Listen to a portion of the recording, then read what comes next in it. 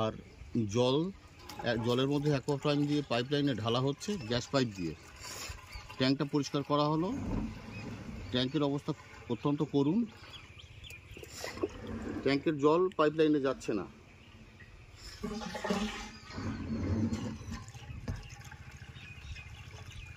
পাইপলাইনের ফার্মের মধ্যে যে পাইপ আছে, মেন যে পাইপটা যাচ্ছে, সেই পাইপের শেষ মাথাটা খুলে দেওয়া আছে।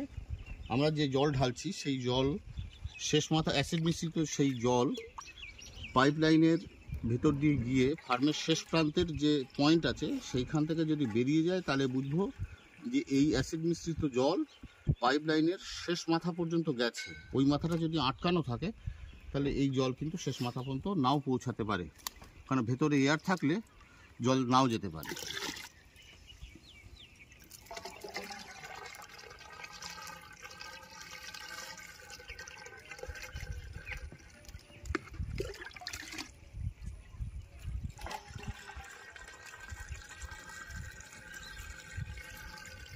অ্যাকোয়াপ্রাইম 100 লিটারে 25 থেকে 30 ml করে দেওয়া হলো। ডোজ একটু স্ট্রং করা হলো।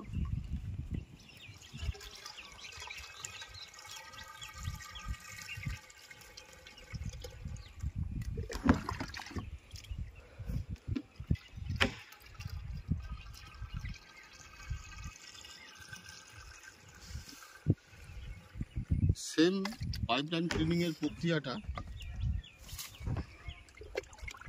20 থেকে 22 দিন বয়সে আরেকবার করতে হবে, আবার রিপিট করতে হবে 30 দিন বয়সে।